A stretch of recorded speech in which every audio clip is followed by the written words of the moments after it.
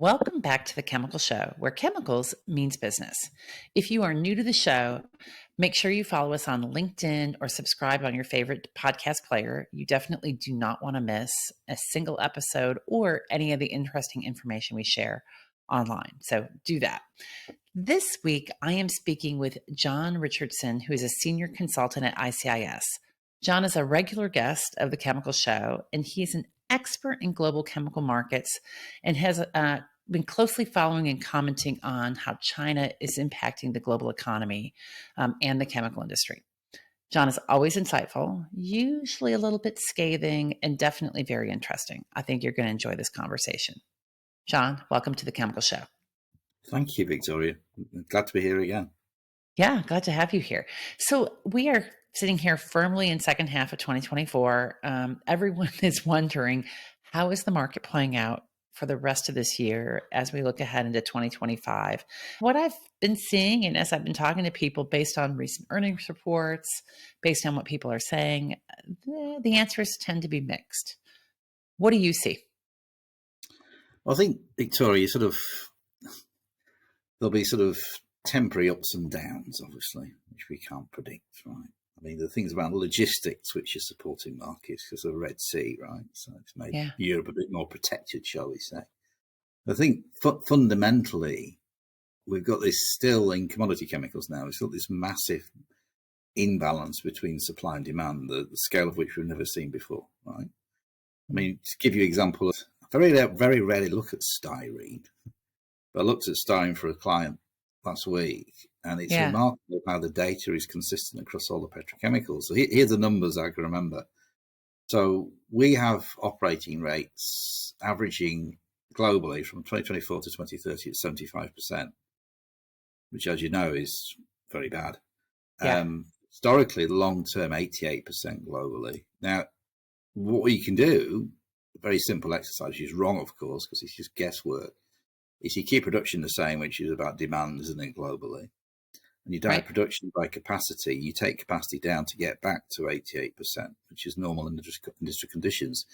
To do that, capacity over that period have to fall by 1.2 million tonnes of total across the 7 years.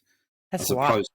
As opposed to our base case of capacity growing at 5.6 million tonnes.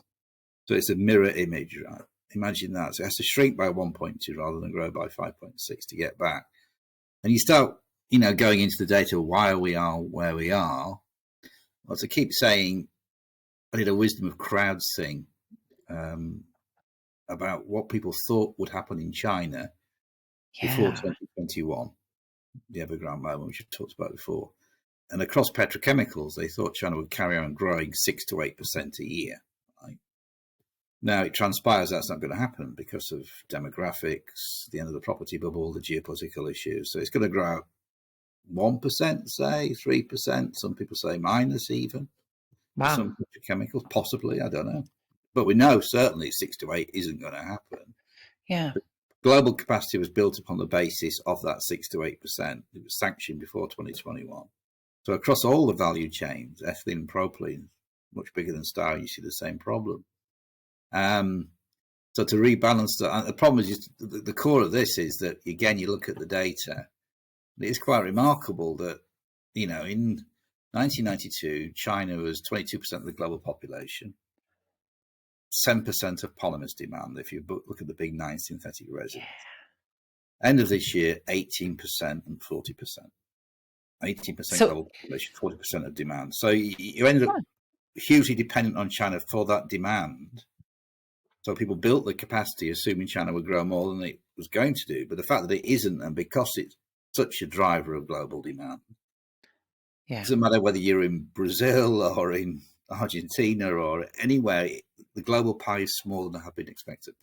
So, John, one of the things, how about this? The story that we used to tell ourselves was that part of this growth was because of the rising middle class. So even with a declining population, as you've pointed out, that because the middle class is rising in these developing countries, China, India, elsewhere, that was going to be the source of a lot of the, let's just take plastics and petrochemical and basic chemical growth.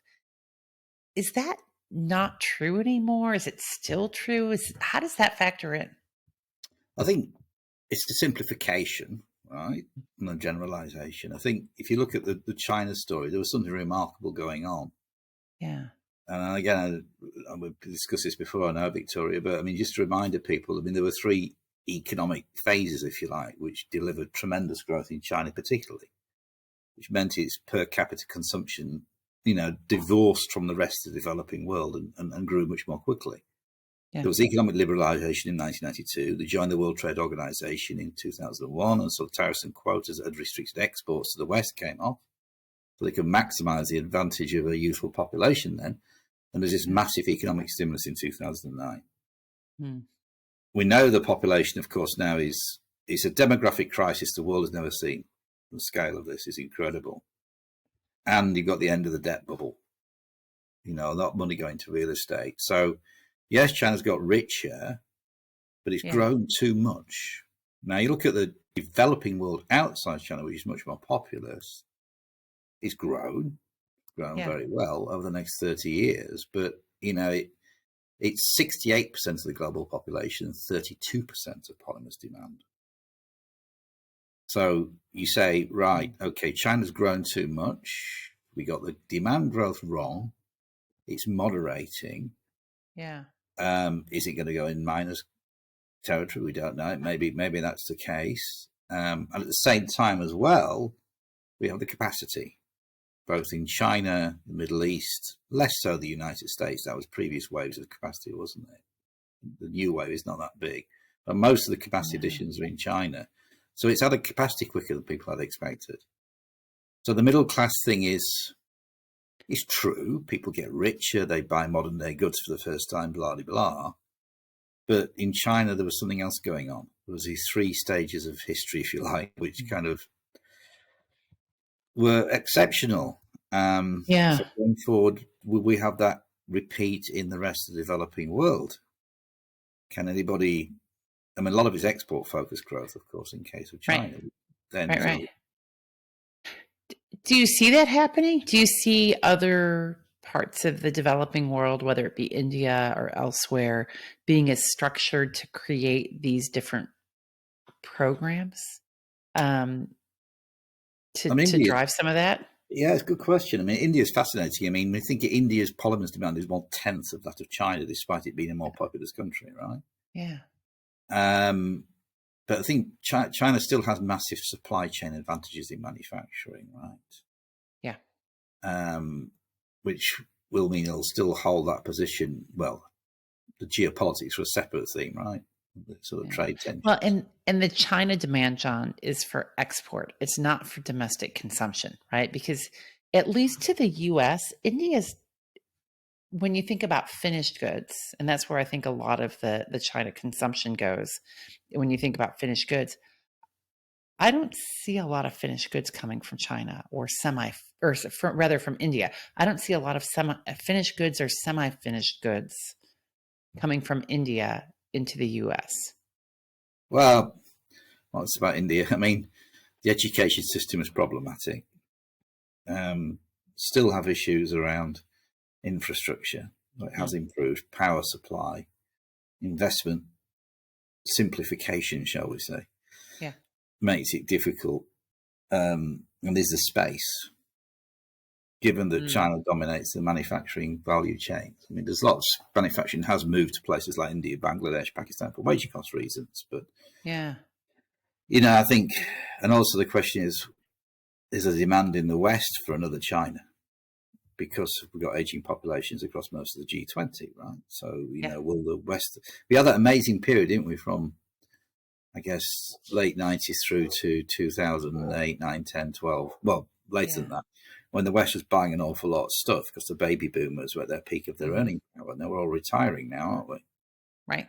So, and also sustainability as well. And needing less stuff and wanting a more sustainable world and circularity and all of that. Yeah. We've all got young kids have got different attitudes towards buying things. They want experiences rather than things, Yeah. So, and then on top of that, you look at Africa with its 55 odd countries. It's a lump of demand, which is a lot smaller than China, but you've got all the issues around climate change, I hate to say it, but corruption and conflict, and all the different countries and customs regulations, etc. How could Africa? So middle class is a very, very simple way of looking. I'm not saying there won't be great opportunities, right? Yeah. But I think basically we've got to get used to the idea that China was a one-off. It was very easy for the chemical industry. The growth was fantastic. Mm-hmm. Get over it. Yeah. The future. And it was, and it's, you point out, it's a single country under under a single regime. Yes. So you understood what you're working with, as opposed to your point of 50 countries and regimes in Africa, other parts of the world. John, what about, what's the effect of what's going on in the rest of the world? So I feel like, aside from the announcements that seem to be occurring on a weekly basis about chemical businesses shutting down and assets shutting down in Europe, not hearing a lot directly about the Russia-Ukraine war and the knock-on effects of what's going on in the chemical markets. I'm not hearing a lot currently about global supply chains and some of the challenges we're seeing coming out of the Middle East. Are they just secondary effects at this point, or how are they driving things? Well, it's in the Red Sea we mentioned at the beginning. I was talking to a Middle East producer a few weeks ago. Yeah. And they can sell polymers to Europe, but the converters set the price entirely. Okay. You've got to go through the Cape of Good Hope, haven't you? It's longer, it's more expensive, and you don't know when it's going to arrive. So I think the theory going the rounds, people will disagree with this, that it's giving Europe a bit more protection, if you like, as long as that goes on. Whether that's true or not, other people would disagree, given the recent data on Eurozone growth is horrendous. The PMI the other day was really bad. Yeah. So, but it certainly make it difficult to effectively or profitably export, to the West from the Middle East, certainly. South Korea is similarly struggling to get polymers into Europe, and they're relevant because they can do all the grades. Gotcha. Middle East can do a lot of the grades, whereas China can't do the grades, so it's not really an issue for a lot of the sort of converters who've got linked with brand owners. But I mean, the broader issue. So to a certain degree, it's protecting the European plastics industry. Anecdotally, look at the data. I mean, I'm not entirely sure that. But anecdotally, that's what I hear. I think, but the broader challenges are still there. Energy costs are still double what they were before Ukraine.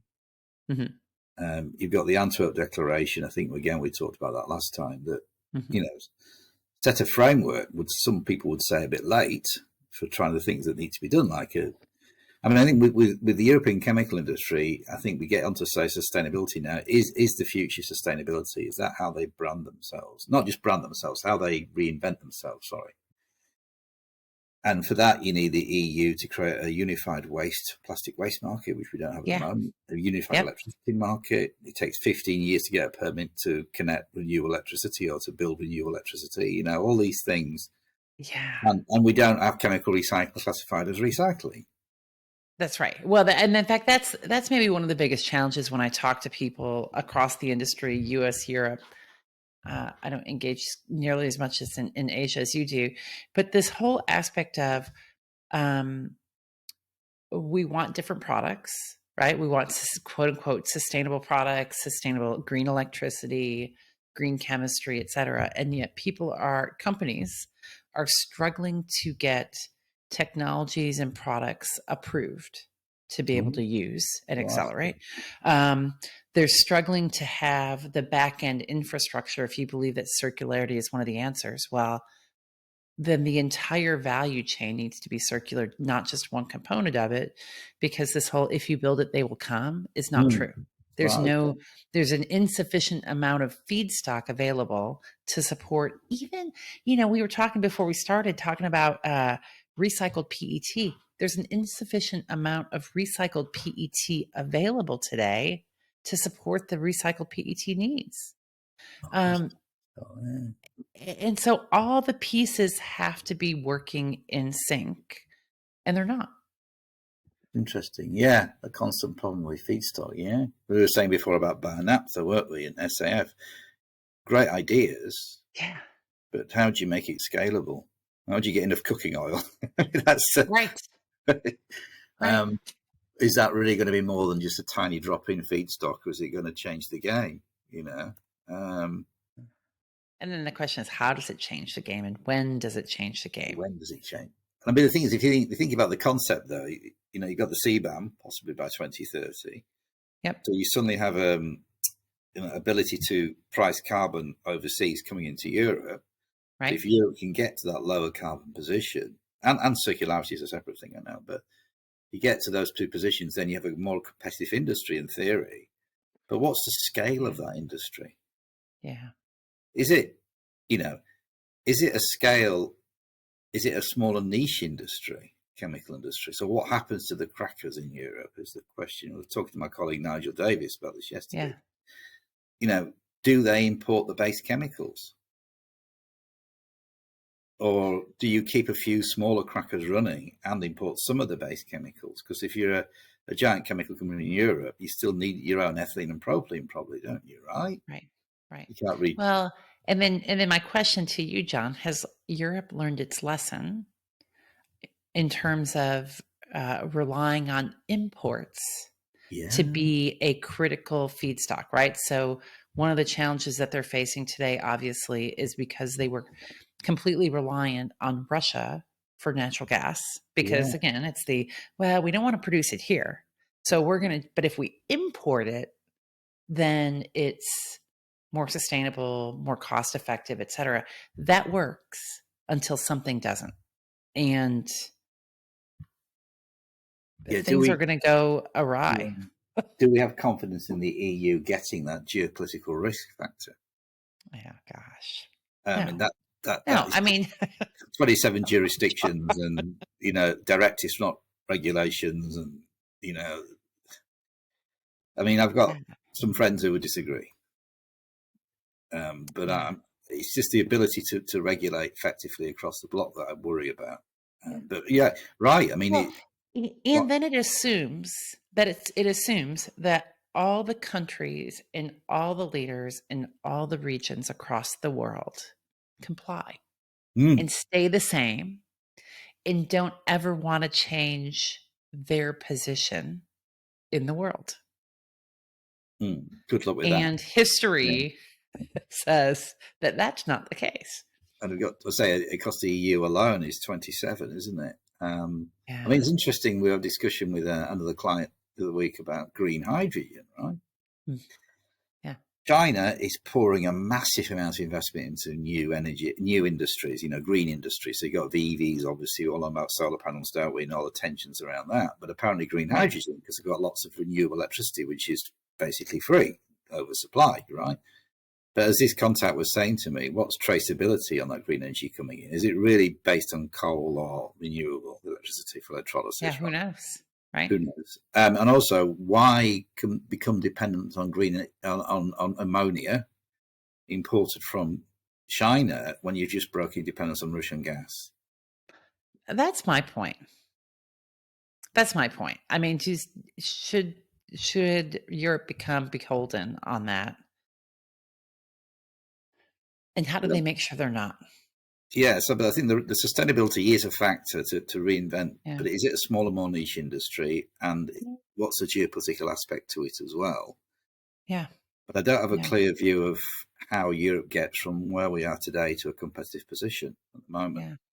I don't I think, either. All I right. think, So, John, I'm going to take you through. You published with your styrene commentary and assessment 10 interconnected forces shaping the new global chemical landscape. hmm, Um, so, so a couple of them, and we've already talked about it. So maybe I'm going to get you to chime in on some of them. One of which was, most of the G20 countries, which account for 70% of global polyethylene demand, are aging, yeah, right? Um, Immigration is, of course, the answer, but it's not easy to do in the West. I mean, you know what, John? it's not easy to do in the East either, from what I've told. So it's just not easy to do globally. Am I right? That's right. I mean, well, obviously the poster boy for demographics is Japan, and immigration into Japan is difficult. Yeah.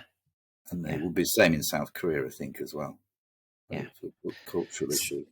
So what's interesting is, did you watch the Olympics, John? So the Olympics happened, what, a month or so ago? Did you watch this? Not much. I missed it. Okay. Yeah. Well, and it was not a great, well, it was an okay time zone for you. Who knows? Anyway, I watched a lot of it. And I actually find observing the composition of the different teams to be very interesting. And so, sitting here in the US, and a lot of people say we're not very diverse.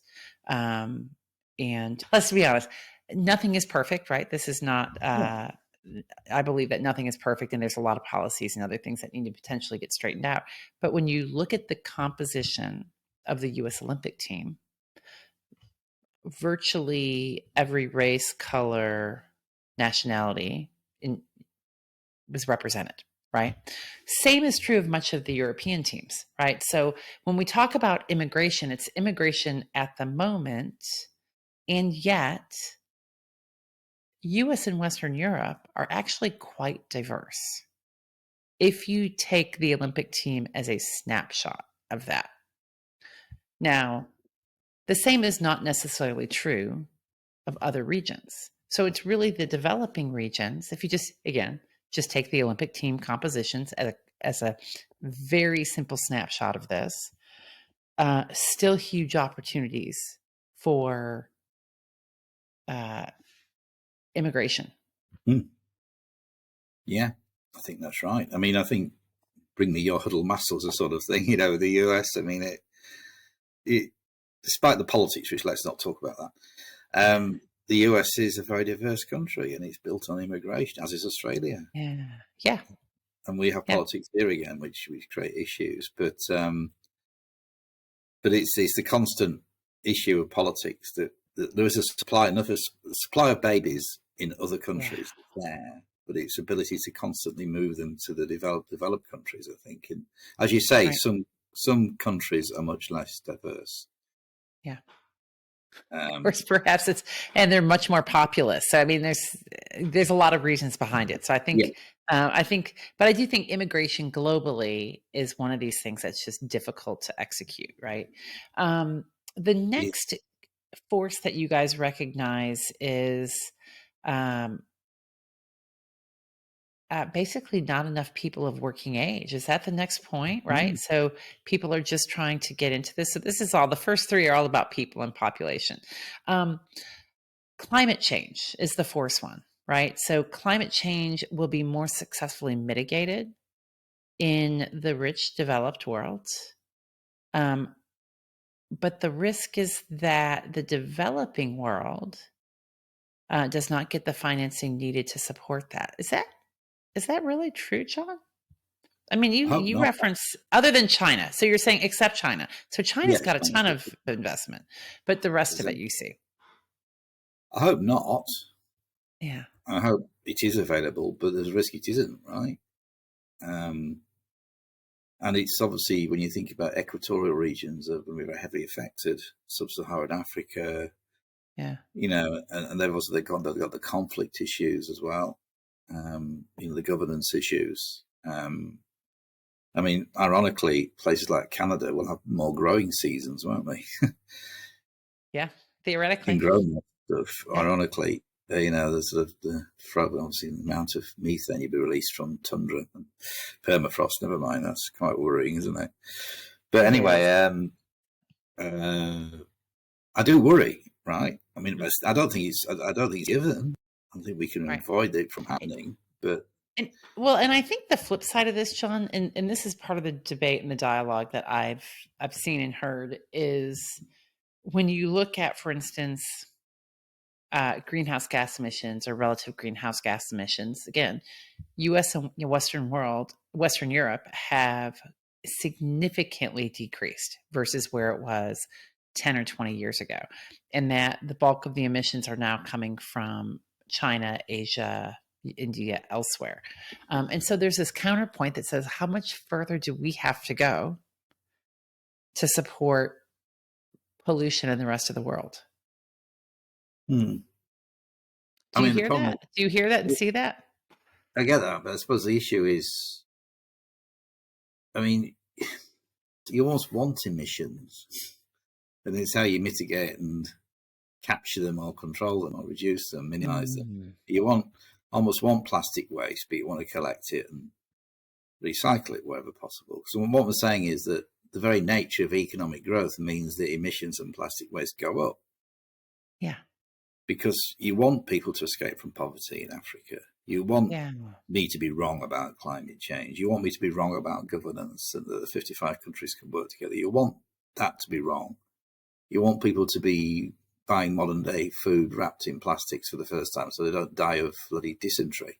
Right. You want them to get modern day medical supply chains, to have their first smartphone, to do business. You want them to have decent roads and education and healthcare, etc., etc., etc., which is all emissions and all plastic waste.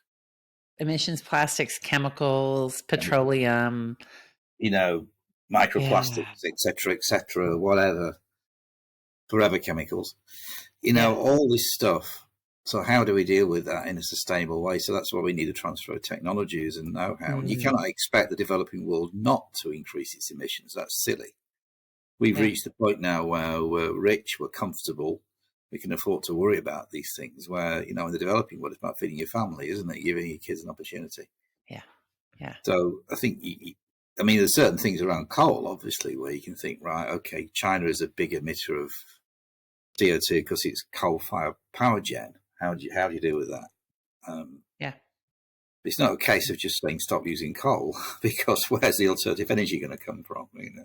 Well, I mean, you could be burning down trees, and that's actually a worse emissions and worse for the environment, right? So I think I've seen some of those same logic, right? If you move from a oil burning stove to a gas burning stove, it's actually a significant improvement. It's still fossil fuels, but it's a cleaner fossil fuel. So I think it's that relativity that we have to take into consideration.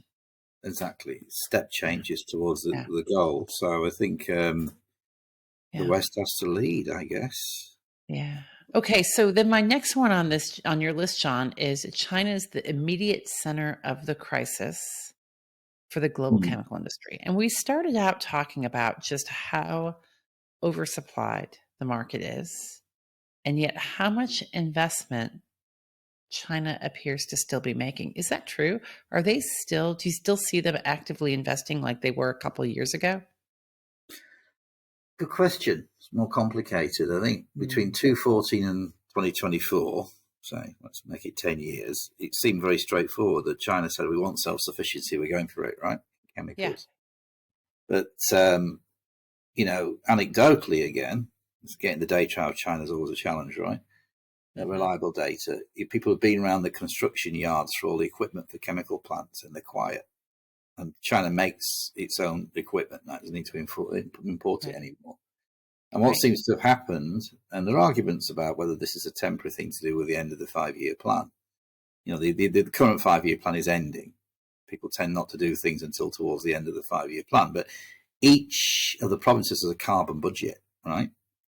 Obviously, the developed provinces are producing more carbon. So in order to make space for a new chemicals plant, you've got to close other facilities down.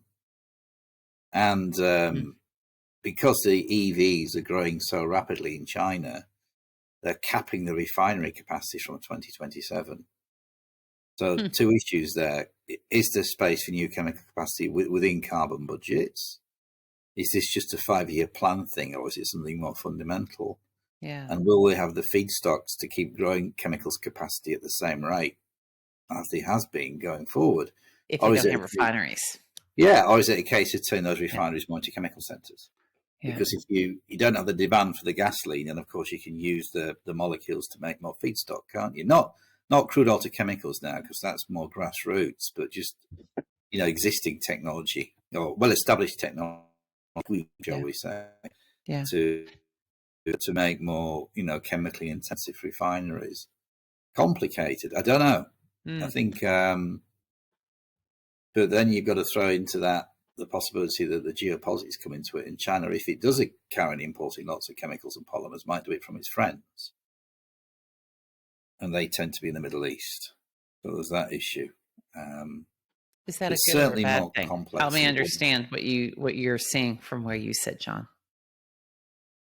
Well, if you think a lot more NGLs have been discovered in the Middle East of late. Yep. You know, NGLs, the ethane's been quite tight in the kingdom and elsewhere. There's lots more of that, lots of confidence that we can build more across the Middle East. So is that they're going to be the way forward, that they build that capacity and supply either the feedstock directly or the chemicals and polymers to China? More likely the chemicals, I think. Yeah. Polymers adding value into the feedstock and supplying it to China. So then the question is, where does that put the United States long term, given the geopolitics? Yeah. I think these are questions I cannot answer, but they need to be asked by companies. You know, what's the trade flows going to be like in 10 years? I've talked about this before, a bipolar world. China and its friends, the US and its friends. And what, you know, given that, you know, if China cannot push self-sufficiency that much harder, it's going to still be in huge deficit on MEG, PX, and polyethylene for the next 10 years. That it still needs some more. You're saying it's short? Well, and then, of course, then you think, okay, no, that's not right, because demand's going to collapse. Right. So you speak the other way. I mean, my colleague Kevin Swift, I think you know Kevin, used to be the American Chemistry Council, didn't he? Yeah. Good friend. I mean, he did some interesting work for our magazine, ICB, and he would disagree with that. So, well, first of all, he starts with looking at population, and the Chinese population is 1.4 billion officially in 2020. It could be between 130 and 250 million lower than that figure, because there's demography. 10 to 15%. Is that what that amounts to? Breathtaking, numbers. I mean, basically, the data problem in China has always been there, but this is about one demographer from the Wisconsin-Madison University looked at primary school enrollments and vaccination rates and said the numbers don't add up. I think I've seen some of that from that. It's from that professor. Yeah, absolutely. Yes, exactly. It's just, it was something in the Wall Street Journal which piqued our interest, showing his estimates versus UN and various other people. So he did some modelling what that means, and from memory, by the end of the century, if you take the pessimistic dire outcome, I think base polymers demand is not 89 million. By the end of the century, it's 30 odd million. The 9 synthetic resins. And then what he did is, taking that dire scenario, let's assume that by 2050 now, at the end of the century, China becomes a major net exporter because demand growth is lower of those 9 synthetic resins. Our base case has them as a net importer. So it's really complicated. If you know, in a lower demand growth scenario based on these demographic outcomes, these dire demographic outcomes, then China become a major net exporter. But I think we just don't know. I mean, to whom it becomes the question, right? Because who needs it? Because everybody's already a net exporter. So, and also the geopolitics come into it. Can they export? Because, you know, then there's the issue about, you know, direct chemical exports. I think it's value chains as well, right? So in polyester fiber, they're the world's biggest net exporter by a long shot. They totally dominate the polyester fiber business. Where else would you get the molecules from than China? So, you know, if it's a textile mill in Bangladesh, the polyester fiber comes from China, that's going to carry on. Why on earth would you build a whole new value chain around polyester fiber, even with the trade tensions? Polypropylene, however, there's lots of other producers of polypropylene. So I'm talking about direct chemical exports now, not indirect. It's a pretty fragmented market, yes. So polypro, the other producers may say, well, we want to protect our position, so you get more anti-dumping, more trade. I mean, you've got Brazil increasing import duties potentially on polypropylene, for example. So incumbent producers saying, so that makes it difficult for them to export in some chemical value chains, Yeah. So, all right. So, John, it sounds like we don't know. I think what we do know, that the essential point, Victoria, is this is a downturn that's not going to go away.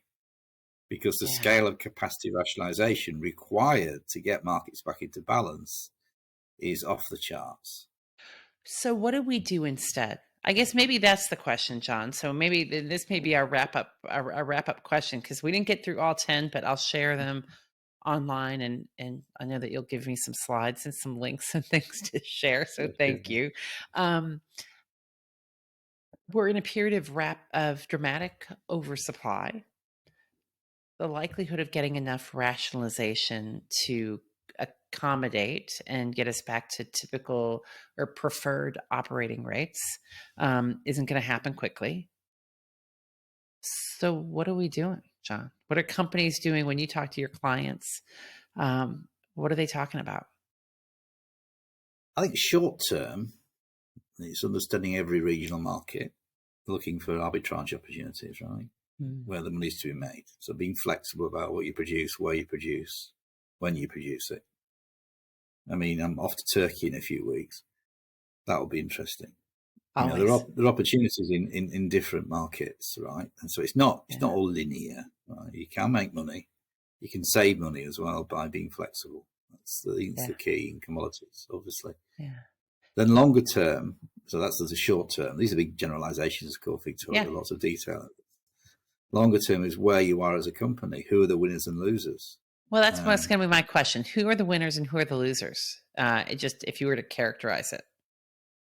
In the big commodity chemicals, you think probably the US, geopolitics aside. I mean, you can still export to Europe, can't you, of course? Latin America, they're the bigger markets for the US. You've got the Middle East with all its extra hydrocarbon feedstock, hydrocarbons. And you've got, I guess in commodities, you've got China wanting to be bigger, you know. Which is all contradictory. So then who are the losers? Well, we've talked about Europe. Can Europe redefine itself around niche, sustainable? I mean, I have my doubts. South Korea's got major problems because on a commodity basis, people say, well, how much percentage you have to shut down? You can play with the numbers. Yeah. They lose the China market. They struggle to export elsewhere. What do? I mean, Japan's interesting in that they've been consolidating for 20 years. And they're focusing on decarbonisation, hydrogen economy, all sorts of stuff going on. There are lots of innovation into composites. Yeah. So it's trying to hit the EU target. The EU want, in theory, 25% of automobiles to be made of recycled plastics by 2030. Very ambitious target, but you know, can you innovate to help the EU hit that target through compounding, right?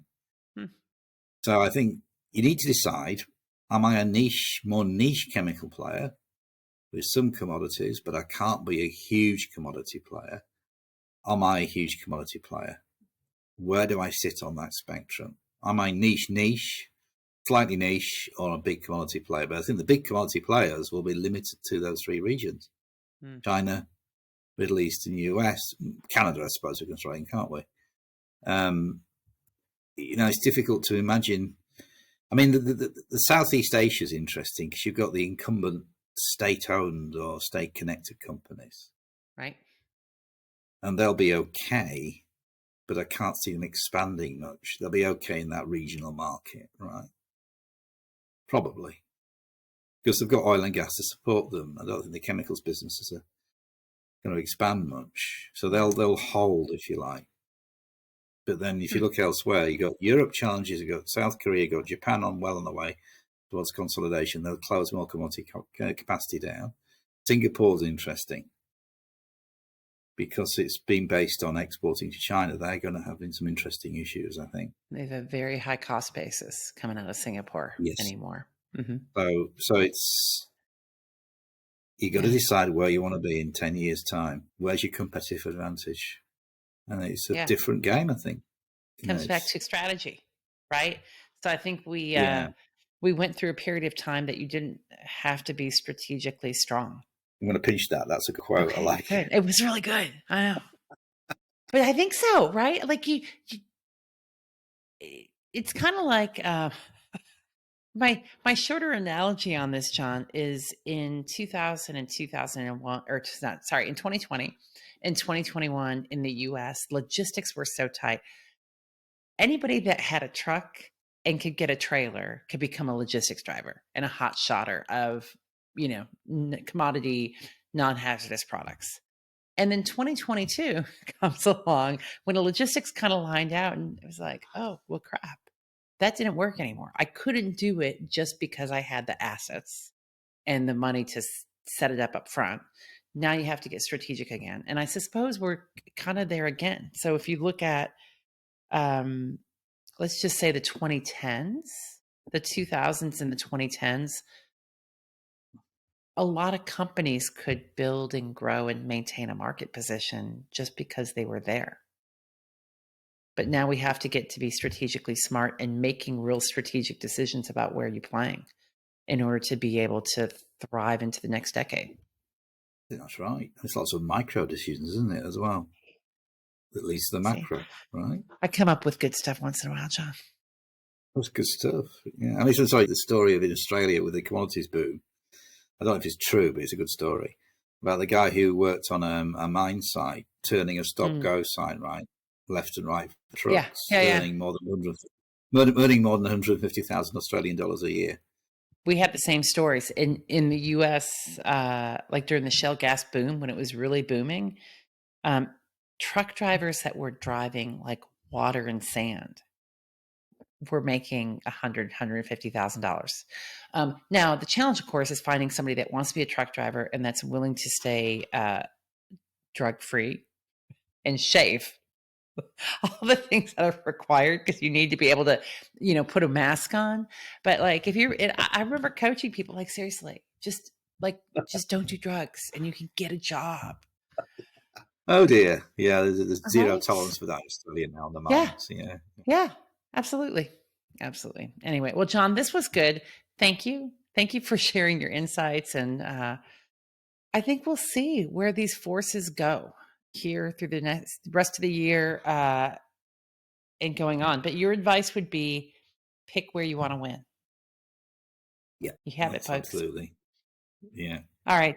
Thanks, Sean. Thanks for joining us again. And thanks everyone for listening today. Keep listening, keep following, keep sharing, and we will talk with you again soon.